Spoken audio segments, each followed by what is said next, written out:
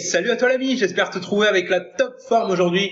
Bienvenue dans ce nouvel épisode d'Eric.Solutions, le podcast pour l'entrepreneur solo. 6e épisode et premier de cette année. Bonne année à toi, comme toujours c'est un vrai plaisir de te retrouver. Merci d'ailleurs pour m'avoir suivi tout au long de l'année passée, de 2018 et peut-être même depuis avant, et en tout cas de m'avoir accordé une place en quelque sorte dans ta vie d'entrepreneur et d'être toujours là, d'être toujours présent aujourd'hui. Ça représente beaucoup pour moi, énormément, plus que tu ne peux l'imaginer, et si tu débarques par contre dans l'univers Eric.Solutions, bienvenue. Cette année, encore plus que d'habitude, je vais mettre toute mon énergie pour t'aider à mieux développer ton business sur Internet, pour t'aider à bien démarrer cette année en beauté et pour la poursuivre en beauté aussi.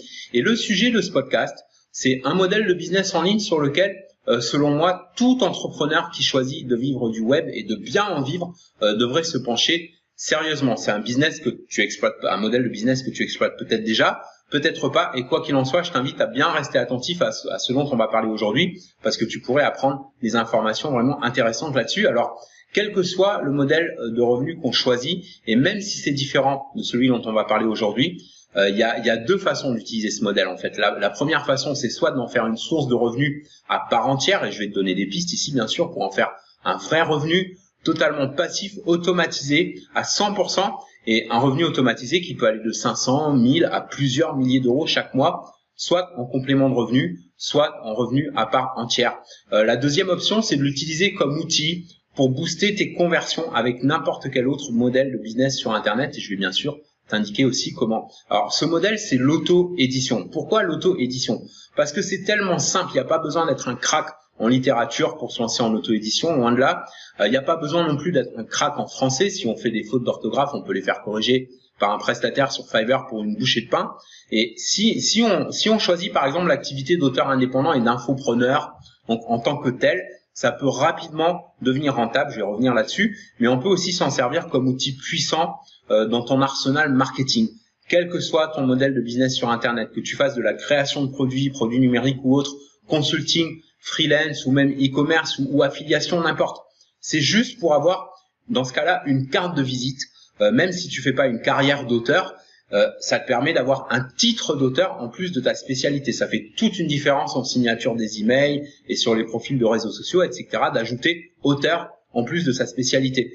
Même si tu vends pas des centaines d'exemplaires d'un e-book ou même que 3, on s'en fout parce qu'à ce moment-là, le plus important, c'est d'avoir une crédibilité instantanée dans ton domaine de compétences et de t'imposer d'office comme expert dans ton domaine. Alors plus concrètement, ce dont j'aimerais parler avec toi, c'est comment se lancer facilement et rapidement ou alors mieux développer ce modèle de business si par exemple tu t'es déjà lancé dans l'auto-édition et que jusque-là, t'as pas des résultats significatifs, donc reste bien accroché parce qu'on va en parler.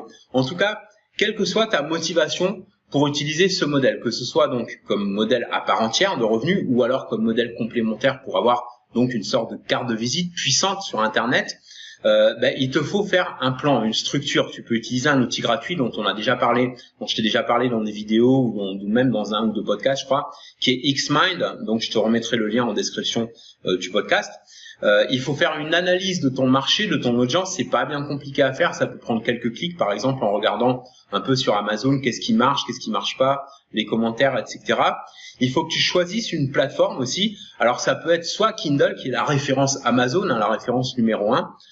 Et si tu veux un complément de revenus, donc en faire vraiment une source de revenus ou même une source de revenus à part entière, sache que sur Kindle, si t'es pas encore au courant, tu touches 70% de royalties. Il y a un système aussi sur Kindle qui s'appelle, donc c'est la plateforme KDP, qui s'appelle KDP Select et qui permet de mettre ton e-book en avant, de faire une promo, etc. Mais le problème de KDP Select, c'est qu'à ce moment-là, c'est exclusif. Tu ne peux publier que sur Kindle, Amazon uniquement pendant au moins 90 jours. Et attention, ça se renouvelle automatiquement. Faut cocher la case et tout. Enfin, c'est pas. Moi personnellement, je recommande pas. Bon, t'as la possibilité de faire une promo pendant 5 jours à répartir sur 90 jours. Pour les royalties, donc les revenus que tu perçois. Il faut savoir que la première fois, au tout début, quand tu débarques sur KDP, il faut attendre au moins 60 jours, 2 mois, pour toucher ses premiers revenus. Et après, c'est plus régulier, c'est chaque mois, mais il faut laisser passer 3-4 mois pour que après tu touches après 60 jours, tu touches les revenus des 60 jours précédents. Tu peux être payé par virement bancaire. Tu as la possibilité aussi de publier facilement ton e-book ou tes e-books en version papier via la plateforme CreateSpace grâce à l'impression à la demande, c'est-à-dire que tu vas pouvoir, sans avoir à avancer les frais d'impression, donc faire publier tes e-books et ils sont imprimés que quand les clients, les lecteurs donc, commandent. Et puis tu as aussi Smashwords et là je recommande vraiment Smashwords parce que ça permet de multiplier les revenus. On va voir pourquoi. Alors le seul petit bémol de Smashwords, c'est que c'est en anglais. Enfin, la plateforme est en anglais, on peut y publier en français, mais la plateforme est en anglais. Mais après, je vais te donner des pistes qui te permettent de pouvoir publier via Smashwords et optimiser tes publications sur Smashwords, même si tu parles pas un seul mot d'anglais. On reviendra là-dessus. Alors, l'intérêt de Smashwords, c'est pas de vendre sur Smashwords directement, c'est de vendre via leur catalogue premium. Ils ont un système de catalogue premium qui fait que tu peux, avec une seule soumission de ton manuscrit, on appelle ça un manuscrit, tu peux être publié sur plusieurs liseuses à la fois, donc Apple, Kobo, etc. Il y a juste que 13 canaux de distribution, donc Apple et Kobo, mais aussi format papier pour des librairies, via un seul fichier donc à soumettre. Chaque canal de distribution a son propre format, ça prendrait des heures, voire des jours pour formater correctement pour chaque plateforme si tu devais le faire individuellement. Donc là, il y a un gain de temps énorme parce que tu fais un seul format, tu soumets une seule fois et il y a le dispatching qui est fait automatiquement par Smashwords. Alors les royalties par contre sont de 60% sur les supports liseuses numériques et 45% quand c'est distribué en librairie. C'est payé par contre tous les mois, donc tous les 30 jours. Il y a possibilité d'être payé par PayPal à partir de $10. Et si tu choisis donc d'utiliser aussi Smashwords, fais très attention par rapport à KDP Select, comme je disais tout à l'heure, parce qu'il y a des règles très strictes qui peuvent même te faire aller jusqu'à te faire fermer ton compte KDP si tu t'amuses à cocher KDP Select, l'option KDP Select sur Kindle, et qu'en parallèle tu publies le même sur Smashwords. Donc faire attention à ça. Alors Smashwords permet aussi via le système catalogue premium pour diffuser sur plusieurs plateformes à la fois, de publier aussi sur Kindle, mais c'est mieux de publier sur Kindle à part parce que tu peux avoir 70% de royalties directement chez Amazon contre seulement 60% quand ça passe par Smashwords.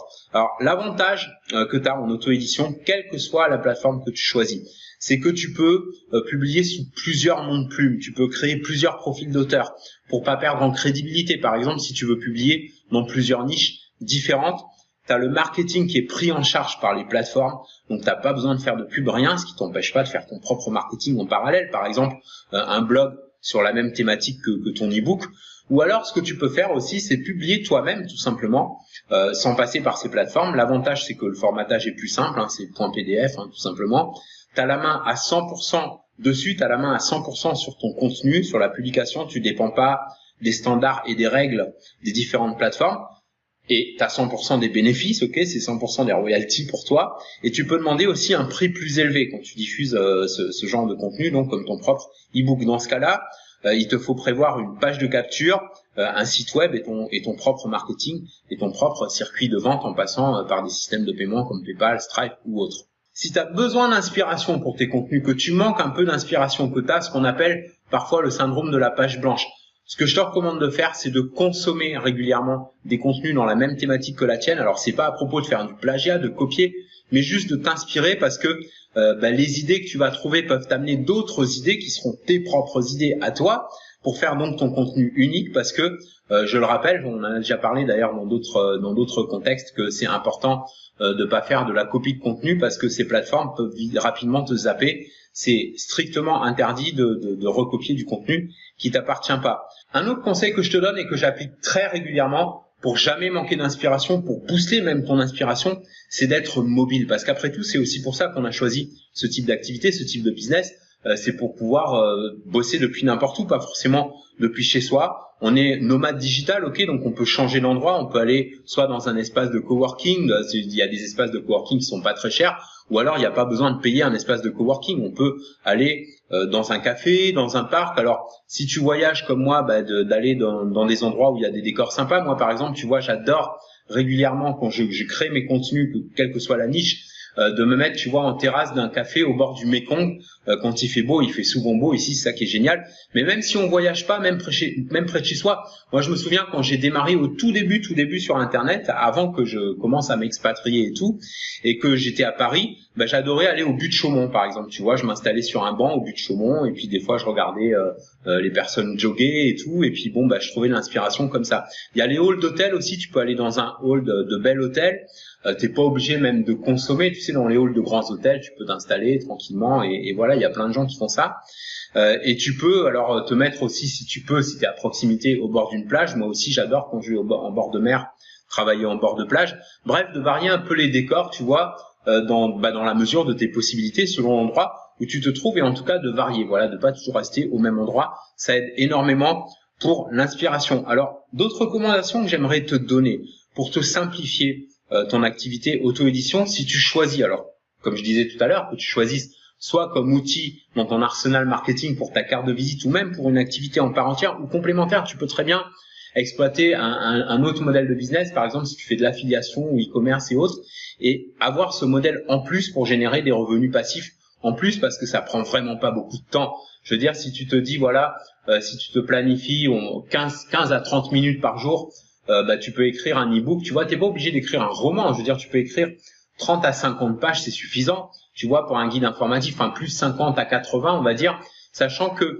le nombre de pages sur une liseuse va plus rapidement. Donc, si tu fais par exemple 30 pages sur un document Word, ça va te faire 50, 60, même plus donc de pages sur un Kindle ou autre. Ok, donc ça c'est important à retenir aussi. Alors, si tu veux te simplifier tout ça, il y a un training très complet là-dessus sur l'auto-édition qui était sorti il y a quelques temps.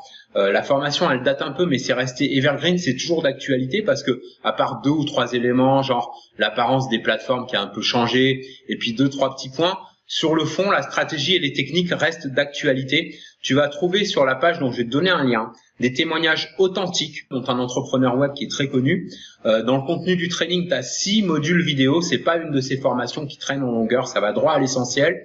Et dans cette formation, je te prends par la main de A jusqu'à Z, même si tu démarres de zéro, pour garantir ton acceptation dans le catalogue premium de Smashwords, parce qu'il faut montrer un peu patte blanche, tu vois, comme on dit, pour être accepté dans le catalogue premium de Smashwords. Ça se fait pas comme ça. Le formatage, c'est vraiment très pointilleux et ça peut être simplifié. Dans ce training, je te prends par la main pour te simplifier le process et t'aider à générer plus de revenus passifs en auto-édition grâce à la possibilité pour toi de publier via 13 canaux différents de distribution en plus de Kindle, dont Apple, Kobo, liseuse iPad, Kobo, Sony, etc., avec une seule soumission de ton fichier, et Smashwords s'occupe automatiquement donc du dispatch avec la conversion automatique vers chaque format. Il y a des ressources en bonus que je te donne avec ce training. Tu vois, le premier, c'est 97 modèles de couverture, tu vois, de couverture déjà faite, de couverture d'e-book à fort impact visuel, donc plusieurs niches. Alors, il te faut les personnaliser, bien sûr. Je t'explique comment dans le training. Elles sont prêtes à personnaliser ou à faire personnaliser si t'es pas trop, tu vois, t'aimes pas trop toucher au design, à Photoshop ou d'autres logiciels équivalents de Photoshop.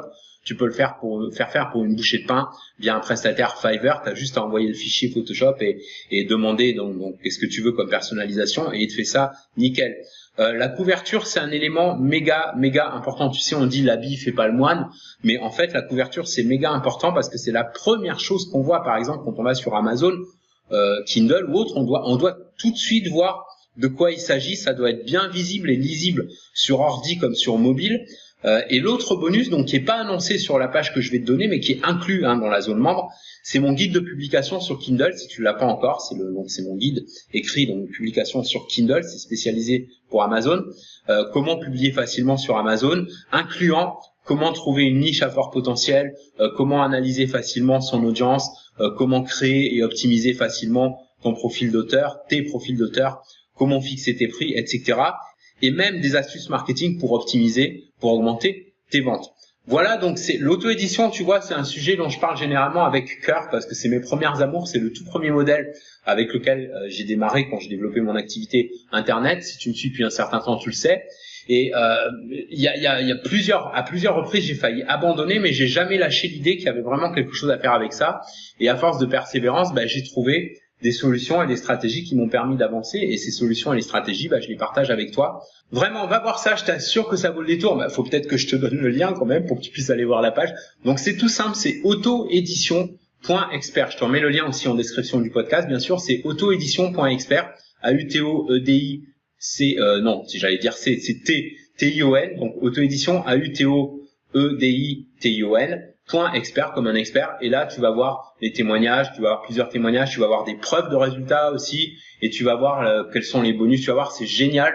Et en plus, c'est à tout petit prix, ça a des conditions tout à fait raisonnables et une garantie de 30 jours. Donc, tu prends aucun risque. Tout le risque est pour moi. Écoute, c'est simple. Si tu t'es jamais lancé dans l'auto-édition ou que tu as songé à t'y lancer, mais t'as jamais vraiment osé, ou alors tu l'as fait, mais t'as pas eu de résultats spectaculaires jusque-là, ou alors tu t'es jamais dit que ça pourrait être intéressant pour toi de dire publier un e-book, mais c'est bien plus que ça. Ça peut être vraiment une source de revenus passifs et en plus un outil donc pour t'aider une fois de plus, quel que soit l'autre modèle de business que tu choisisses.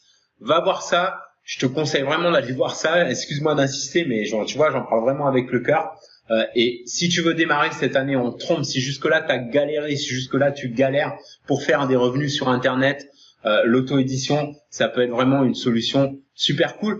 Même s'il y a beaucoup de gens qui se lancent dans l'auto-édition, c'est comme dans tous les autres modèles de business sur Internet, tu as beaucoup de gens, des centaines ou des milliers de gens qui se lancent.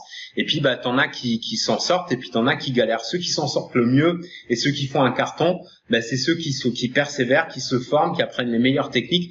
Et donc voilà, c'est ce conseil que je te donne aujourd'hui, que je te recommande de faire. Dans ton podcast de la semaine prochaine, on va parler externalisation, déléguer efficacement. Et il y aura une surprise pour toi, pour t'aider à gagner beaucoup de temps et à trouver les meilleurs prestataires au meilleur prix. Donc pour te permettre d'automatiser un maximum de ton activité. On en reparlera d'ici là. Si tu as la moindre question ou observation ou un blocage ou une demande n'importe, toujours n'hésite pas à utiliser l'adresse email podcast@eric.solution, solution avec un S à la fin comme d'habitude. N'oublie pas de checker les liens en description pour encore plus de ressources, des ressources gratuites pour t'aider à mieux développer ton business sur Internet. Merci pour être là. On se retrouve bientôt dans le prochain épisode. En attendant, prends soin de toi et fais une différence dans ton business et dans ta vie aujourd'hui.